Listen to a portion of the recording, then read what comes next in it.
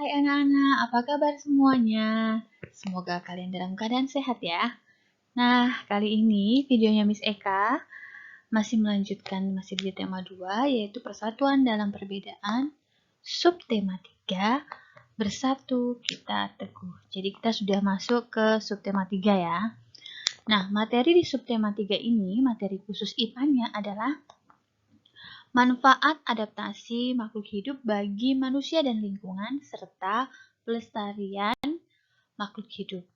Oke, nanti kalian simak baik-baik. Di akhir video ada tugas buat kalian.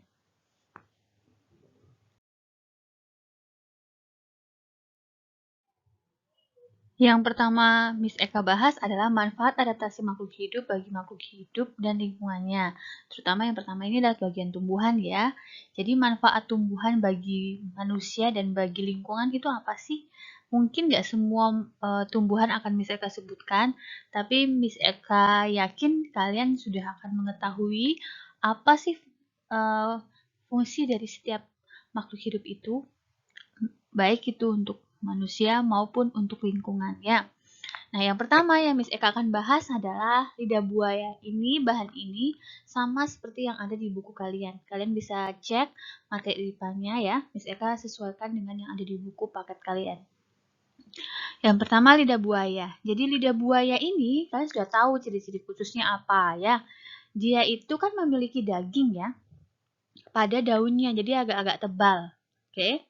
Nah, biasanya daging dari si lidah buaya ini digunakan untuk menyembuhkan luka, luka bakar atau luka apa. Jadi dia ini mempercepat luka, penutupan luka atau menyembuhkan luka gitu ya. Kemudian kadang-kadang si lidah buaya ini untuk dijadikan bahan baku tambahan untuk sampo ya, atau kadang juga ditambahkan di bahan-bahan kosmetik seperti pelembab wajah gitu ya. Bahkan ada juga digunakan untuk bahan makanan. Kalian kalau pernah lihat ada minuman lidah buaya gitu ya. Jadi kegunaan bagi manusia si lidah buaya ini banyak sekali ya. Bisa dimakan, bisa untuk sampo, bisa untuk menutup luka. Oke. Kemudian manfaat si lidah buaya ini ya, terutama untuk bagian ciri-ciri khususnya ya, untuk lingkungan. Nah, lidah buaya ini ternyata bisa menyerap polusi udara dan menjaga keseimbangan ekosistem. Tentunya pasti setiap makhluk hidup itu berada dalam rantai makanan. Jadi, apabila satu bagian dari rantai makanan itu tidak ada atau menghilang, maka akan mengganggu ketidakseimbangan, akan menyebabkan ketidakseimbangan ekosistem. Itu maksudnya Miss Eka ya. Jadi Miss Eka harap kalian mengerti.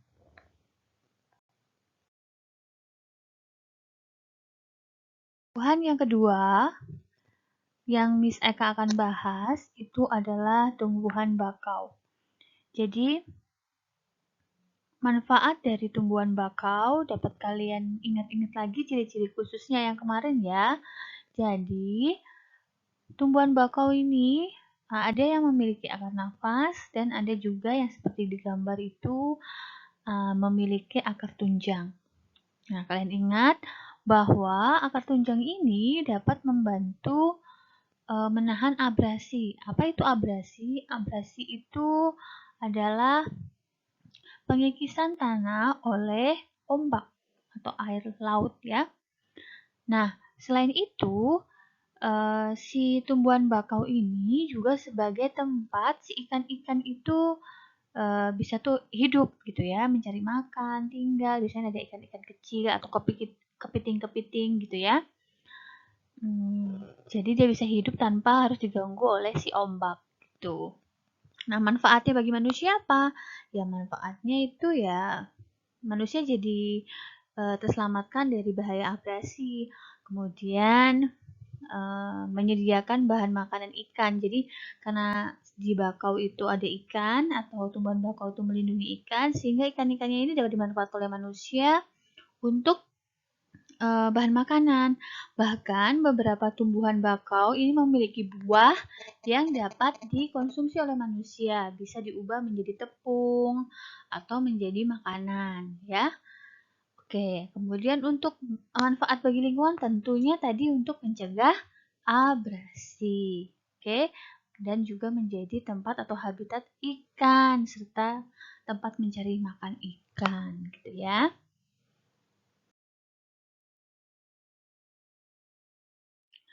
Nah, kalau tadi tentang tumbuhan, nah sekarang Miss Eka akan menjelaskan manfaat hewan bagi manusia dan lingkungan pada yang sekarang bagian hewannya ya. Yang akan Miss Eka bahas pertama kali adalah cacing. Kalian pernah lihat nggak cacing itu? Nah, cacing seperti gambar yang Miss Eka tampilkan itu cacing tanah ya. Bukan cacing pita atau cacing pipih. Jadi Miss Eka tampilkan cacing tanah maksudnya Miss Eka. Jadi manfaat cacing ini bagi manusia ini biasanya ada beberapa cacing bisa dikonsumsi untuk bahan makanan atau obat kadang-kadang ya. Jadi untuk menyembuhkan penyakit. Kemudian kalau manfaat bagi lingkungan, cacing ini bisa menyuburkan tanah atau menggemburkan tanah. Kenapa? Karena si cacing ini kan bergerak di dalam tanah ya dan membentuk rongga-rongga. Bekas dia bergerak itu membentuk rongga di dalam tanah. Nah, rongga-rongga ini menjadikan oksigen itu bisa masuk dalam rongga.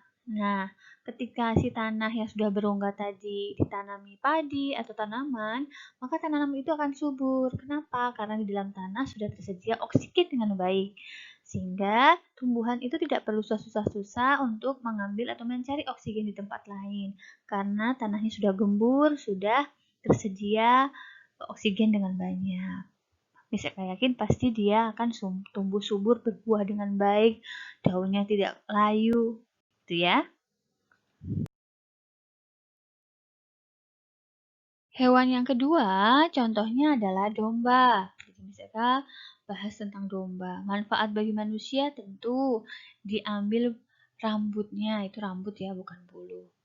Rambutnya untuk apa? Untuk bahan kain wol, ya, untuk membuat jaket, menghangatkan tubuh manusia saat kedinginan. Dan dagingnya juga kadang dikonsumsi oleh manusia. Kemudian bagi lingkungan, ternyata si kotoran domba-domba ini dapat dimanfaatkan sebagai pupuk alami untuk menyuburkan tanaman.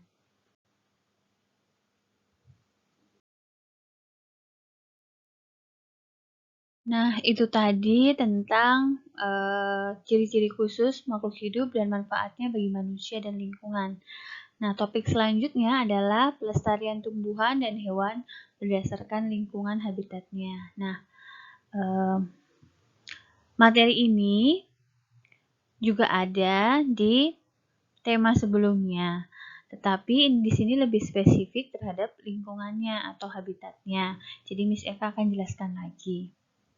Jadi begini, makhluk hidup itu ada yang dikategorikan sebagai endemik. Apa artinya endemik? Endemik itu adalah makhluk hidup atau baik tumbuhan ataupun hewan yang memang berasal dari Indonesia atau memang mendiami daerah itu khusus. Contohnya gajah. Gajah itu endemik yang ada di Sumatera, yaitu di Lampung. Gajah tidak akan pernah kita temui dia di Papua, ya. Dia bukan hewan asli dari Papua, atau kita nggak bisa dia di tempat lain, memangnya di negara lain, karena dia bukan endemiknya, gitu ya. Jadi endemik itu adalah hewan asli suatu daerah, gitu ya. Memang dia berada di situ dan aslinya memang di situ, gitu ya. Nah, yang Miss Eka akan bahas pertama kali ini adalah tumbuhan terlebih dahulu. Nah, tumbuhan yang Miss Eka tampilkan di layar ini adalah bunga Padma raksasa atau nama aslinya adalah Rafflesia arnoldi. Nah, bisa kita lihat ciri-cirinya ya. Jadi Rafflesia itu dia hanya berupa mahkota, biasanya berwarna merah merekah besar gitu ya. Tidak memiliki bagian batang dan akar, hidupnya parasit alias menumpang pada tumbuhan lain. Kemudian dia mengeluarkan bau yang menyengat, yang busuk gitu ya. Untuk apa? Untuk menarik perhatian serangga supaya datang, terutama lalat ya, suka bau yang busuk ya, sehingga membantu penyerbukan gitu ya.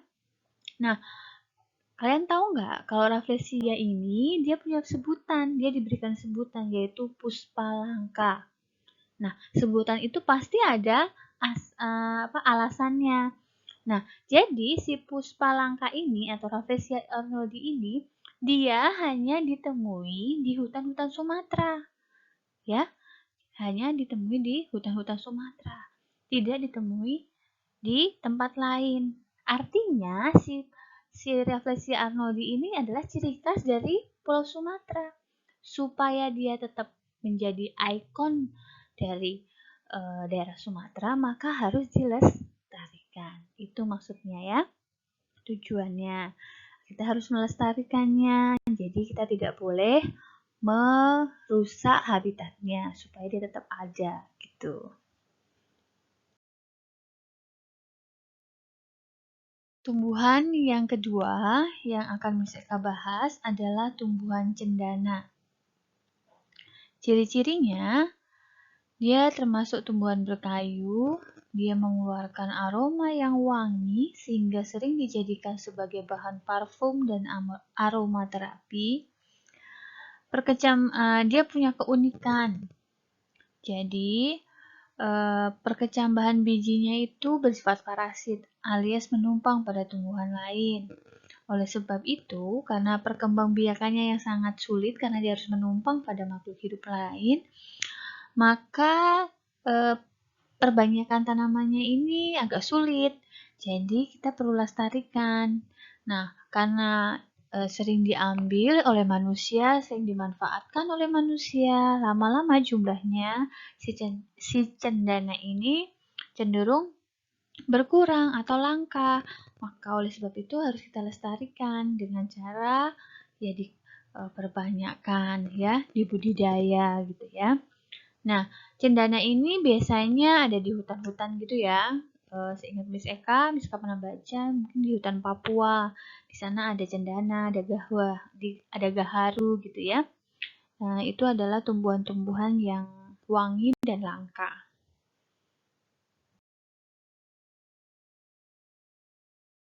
Tumbuhan yang ketiga, ini materinya nggak ada di buku, tapi Miss Eka tambahkan untuk memberi wawasan lebih buat kalian. Siapa tahu nanti di soal atau di ujian kalian ketemu dengan soal ini bisa jawab ya. Yang ketiga itu adalah tumbuhan melati. Bunga melati ini mempunyai julukan puspa bangsa. Ya, dia memiliki termasuk tumbuhan perdu, artinya tumbuhan yang kerdil atau pendek gitu ya. Kemudian dia memiliki bunga yang bermahkota putih biasanya ya. Bunganya berbau harum.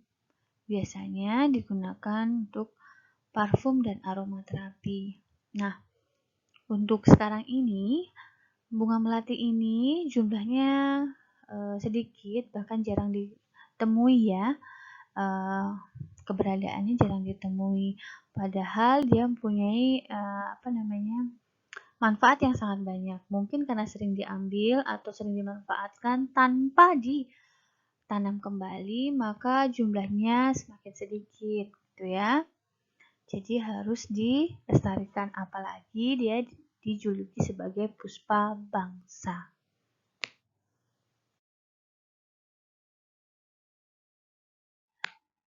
Tanaman selanjutnya adalah tanaman anggrek bulan. Nah, anggrek bulan ini juga memiliki julukan yaitu puspa pesona.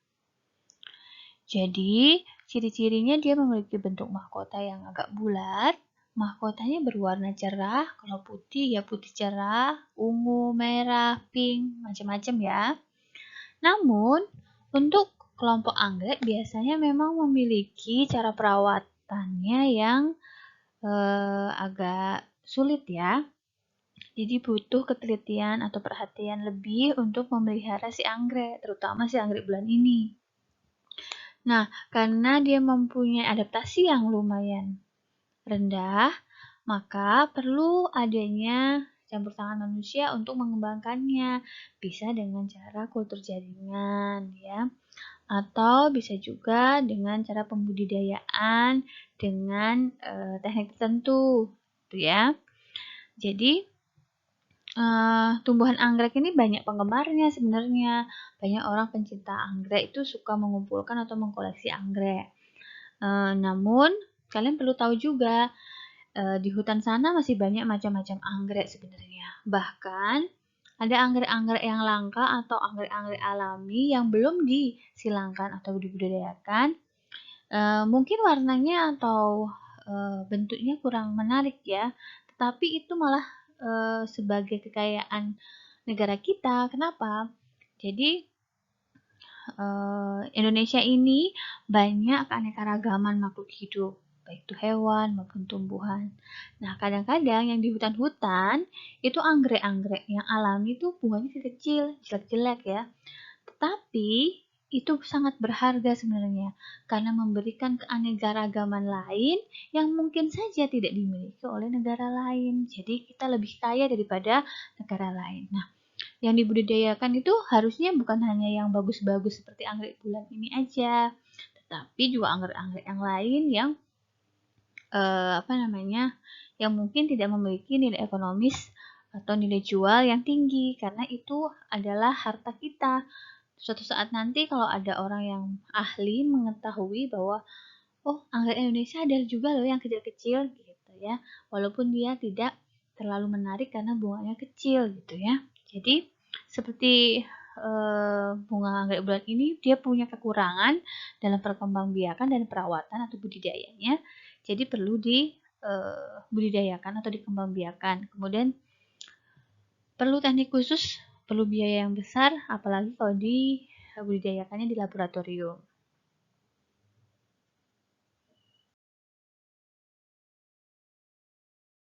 Nah, kalau tadi Miss Eka membahas tentang tumbuhan, sekarang Miss Eka akan bahas tentang hewan. Jadi yang pertama adalah orangutan. Nah, orangutan ini adalah hewan endemik atau hewan asli di hutan tropis Indonesia, terutama atau khususnya di Sumatera dan Kalimantan. Keberadaannya menjadi langka karena hutan-hutan di Kalimantan ataupun di Sumatera ini diubah atau dialihfungsikan menjadi kebun kelapa sawit, kemudian pertambangan, bahkan pembukaan jalan serta lahan pemukiman oleh manusia, sehingga hutan yang menjadi tempat hidup si orangutan ini yang dulunya luas menjadi lebih sedikit kecil, jadi tidak luas lagi, sempit. Dan apa yang jadinya? Karena dia terdesak, tidak luas lagi, dia pergi kemana-mana untuk mencari makan, maka dia pasti akan mati kalau nggak dapat makanan atau nggak dapat tempat tinggal. Bahkan kadang-kadang kalau di hutan Sumatera dan Kalimantan sering terjadi kebakaran hutan, otomatis mereka tuh juga jadi orangutan ini jadi korban kebakaran. Nah, itu yang menyebabkan si orangutan ini langka. Nah, untuk mengatasinya bagaimana? Orangutan ini untuk mengatasinya ya pemerintah ini berupaya untuk membuat penangkaran. Contohnya ada penangkaran di Bukit Lawang di Sumatera dan Tanjung Puting di Kalimantan.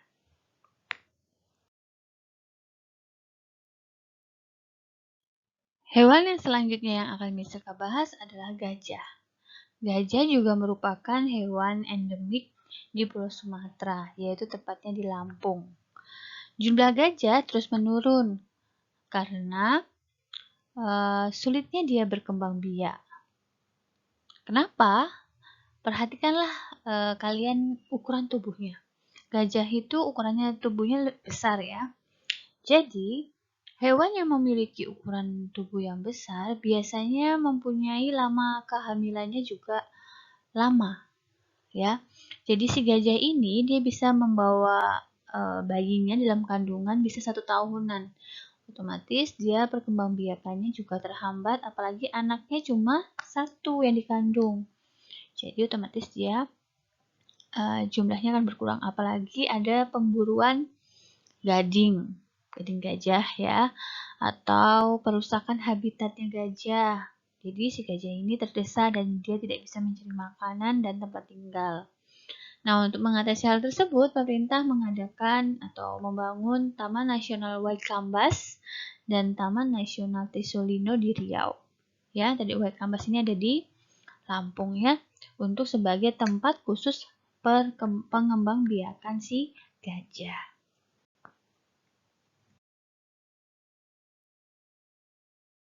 Nah, anak-anak, itu tadi materi tentang pelestarian makhluk hidup dan materi tentang manfaat tumbuhan dan hewan bagi manusia dan lingkungannya.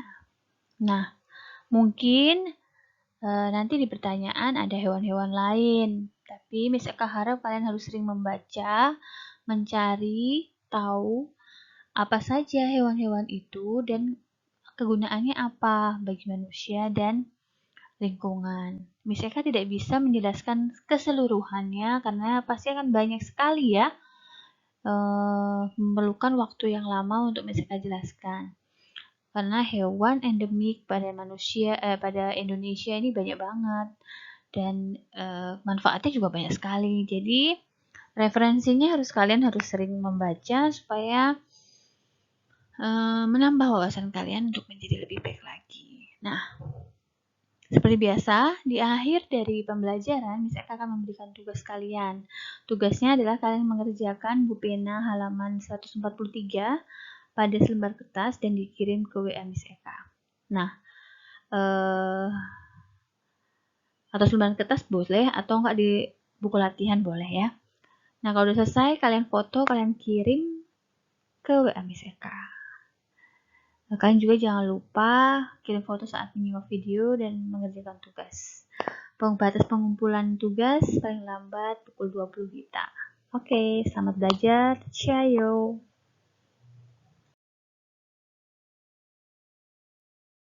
Demikianlah video Miss Eka kali ini. Semoga video Miss Eka bisa membantu kalian dalam memahami pelajaran di saat pandemi COVID-19 ini. Miss Eka hanya berusaha untuk menjelaskan materi yang ada di buku. Miss Eka harap kalian masih punya keinginan untuk membaca-baca lagi materinya, sehingga bukan hanya Miss Eka suruh membaca saja baru kalian baca.